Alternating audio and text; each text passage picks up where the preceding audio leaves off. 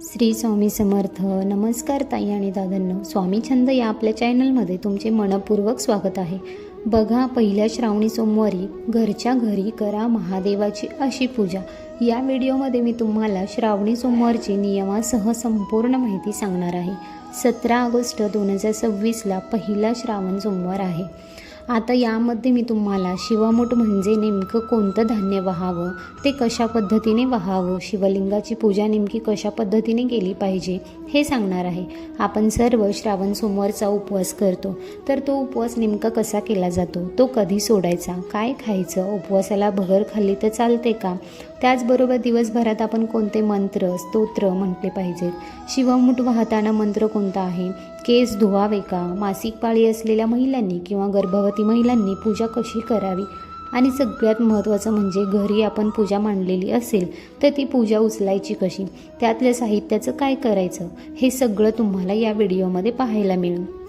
त्यामुळे हा व्हिडिओ शेवटपर्यंत पहा आणि व्हिडिओ पाहत असताना सर्वांनी कमेंटमध्ये ओम नमः शिवाय नक्की लिहा. चला तर व्हिडिओला सुरुवात करते. तर मंडळी, पहिल्या श्रावण सोमवारी सकाळी आपल्याला लवकर उठून आपली स्वच्छतेची कामे, आंघोळ वगैरे सगळं आटपून घ्यायचं आहे.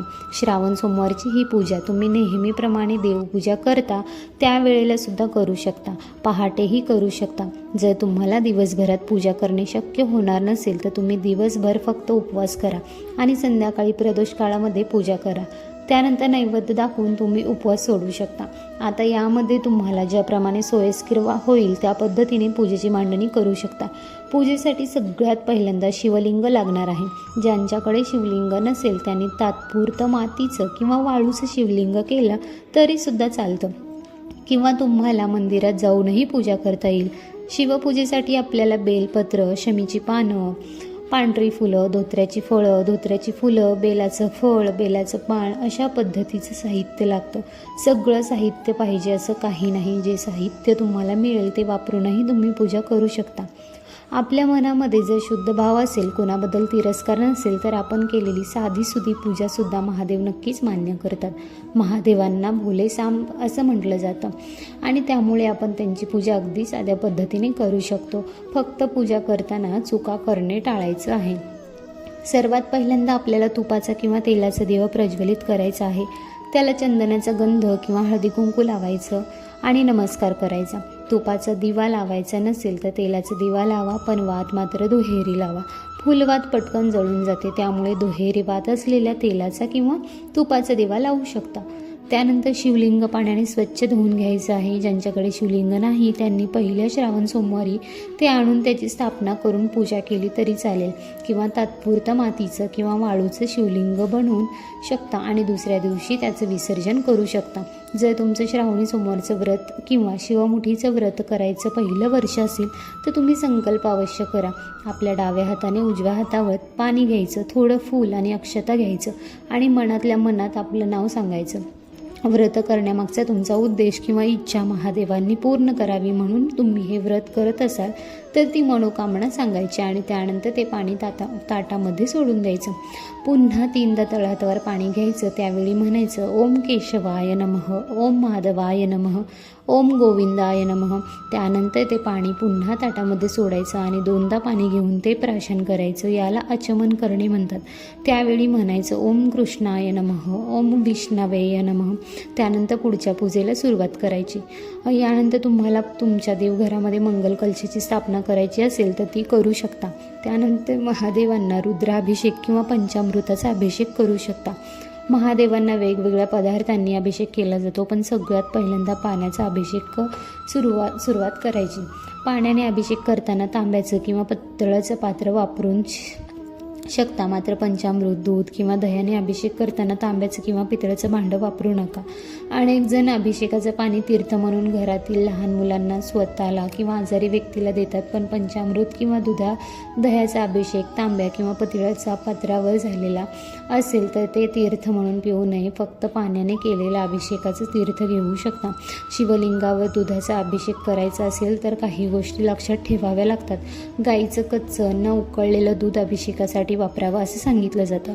मात्र घरातील उकळलेलं दूध किंवा पॉकेटचं दूध वापरण्यापेक्षा दह्याचा किंवा पाण्याचा अभिषेक करणं अगदी सोपं आहे. तुम्हाला सुगंधी अभिषेक करायचा असेल तर पूजेच्या पाण्यामध्ये थोडं गुलाबजल किंवा बारीक केलेली कापूरवडी टाकू शकता. अभिषेक करताना तो मुक्याने करू नका. तुमच्या मुखामध्ये सतत ओम नमः शिवाय हा मंत्र असू द्या. शिवलिंगाला अभिषेक करून पाण्याने स्नान घालायचं आणि त्यानंतर शिवलिंग स्वच्छ कपड्याने पुसून घ्यायचं. त्यानंतर शिवलिंगावर पांढरं चंदन, पिवळं चंदन किंवा पांढरा भस्म लावू शकता. महादेवांना हळदी कुंकू लावू नये असे काही परंपरामध्ये मानलं जातं. तसेच कापसाचं वस्त्र किंवा पांढरा धागा वस्त्र म्हणून अर्पण करू शकता. बेलपत्र वाहायचं असेल तर ते पालथं करून वाहायचं. बेलपत्राचा वरचा भाग शिवलिंगाला टेकला पाहिजे. तुम्ही विषम संख्येमध्ये बेलपत्र वाहू शकता किंवा जास्तीत जास्त 108 बेलपत्र वाहू शकता. त्याच शिवमुठीचं व्रत आणि त्यांनी पांढरं फूल, बेलपत्र आणि शिवलिंगावर गळती ठेवून नमस्कार केला तरी चालतो. त्यानंतर नैवेद्य ठेवून ओम नमः शिवाय हा मंत्र म्हणायचा किंवा महादेवाची आरती करायची. पण ज्यांचं शिवमुठीचं व्रत आहे त्यांनीही सुरुवातीची पूजा याच पद्धतीने करायची आहे. बेलपत्र वाहिल्यानंतर उजव्या हातामध्ये तांदूळ घ्यायचं. पहिल्या सोमवारी शिवमुठ म्हणून तांदूळ वाहिले जातात. शिवमुठ म्हणजे आपल्याकडे जे काही आहे त्यातून मूठभर धान्य अर्पण करण्याची भावना.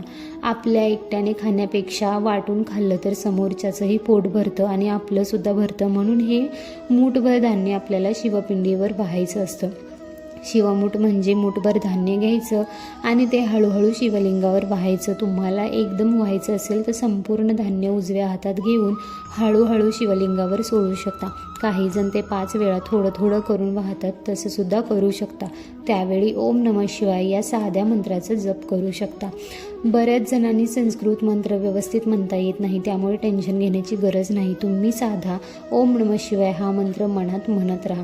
काही ठिकाणी शिवमुठीचं धान्य थोडं पाणी शिंपडून ओलसर करून शिवलिंगावर वाहिलं जातं. यानंतर संपूर्ण पूजेला धूपदीपाने ओवाळायचं. नैवेद्यामध्ये खडीसाखर, दही भात किंवा फळाचं नैवेद्य ठेवू शकता. पाणी ठेवायला विसरू नका. सगळ्यात शेवटी घंटीचा नाद करायचा. घंटीच्या नादाने आजूबाजूचं वातावरण मंगलमय आणि सकारात्मक होण्यास मदत होते. यानंतर कापूर आरती करायची. कापूर आरती करताना प्रथम गणपती बाप्पांची आरती, नंतर महादेवांची आरती करायची. श्रावणाच्या पहिल्या सोमवारपासून तुम्ही शिवलीलामृत या पवित्र ग्रंथाचं पारायणसुद्धा करू शकता.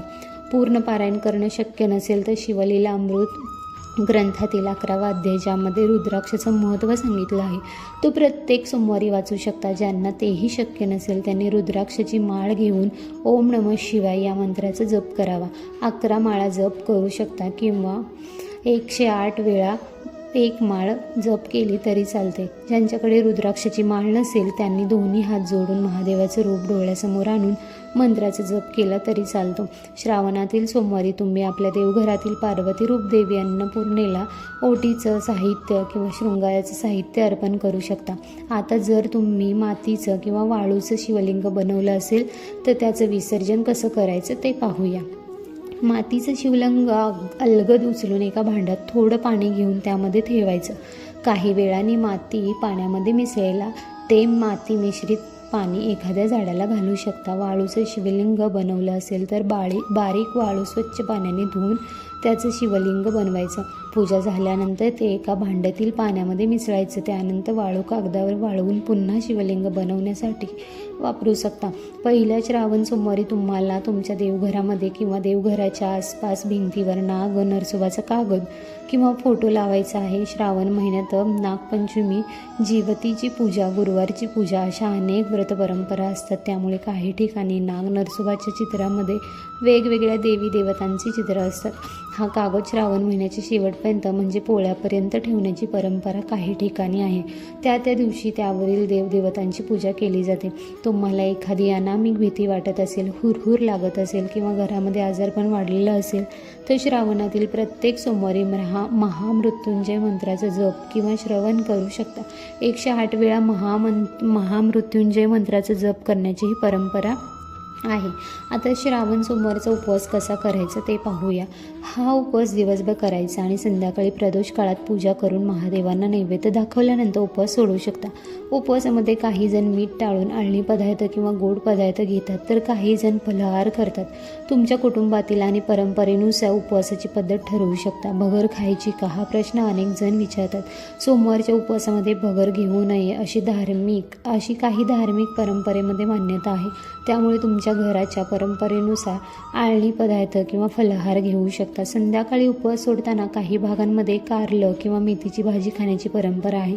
काही ठिकाणी पहिला घास मुळा खाऊन उपवास सोडतात. मात्र चातुर्मासात मुळा खात नसाल तर दही भाताचा नैवेद्य दाखवून दही भातानेही उपवास सोडू शकता. उपवास सोडताना खूप जड जेवण करू नका. सुरुवातीला अल्पाहार घ्या आणि त्यानंतर नेहमीचं जेवण करा. उपवास सोडताना कांदा लसूण न टाळण्याचीही काही ठिकाणी परंपरा आहे.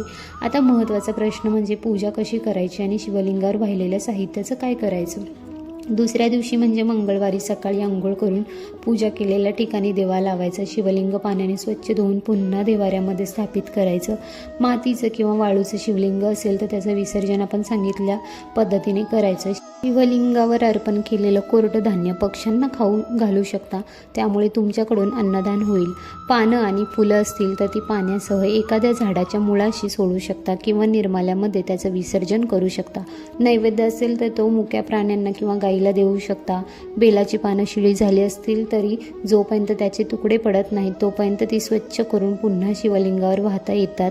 यामध्ये लक्षात ठेवा, श्रावणाच्या सुरुवातीला नाग नरसोबाचं कागद किंवा चित्र लावण्याची काही ठिकाणी परंपरा आहे आणि पोळ्यानंतर तो घरातून काढला जातो. आता गर्भवती महिलांनी महादेवाची पूजा कशी करावी याबद्दल अनेक समाज परंपरा आहेत. याबाबत वेगवेगळ्या घरामध्ये वेगवेगळ्या प्रथा आहेत. त्यामुळे गर्भवती महिलांनी आपल्या कुटुंबातील परंपरा आणि डॉक्टरांचा सल्ला लक्षात घेऊनच उपवास किंवा पूजा करावी. तब्येतीवर परिणाम होईल असा उपवास करू नये.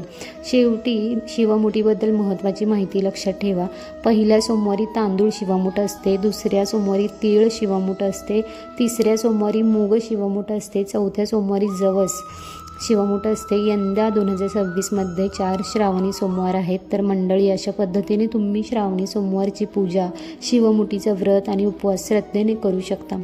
महादेवांची पूजा करताना सर्वात महत्त्वाची गोष्ट म्हणजे मनातील श्रद्धा आणि भक्ती. आपल्या मनात चांगला भाव ठेवून ओम नमः शिवाय या मंत्राचा जप करा. हर हर महादेव. श्री स्वामी समर्थ. जय जय स्वामी समर्थ.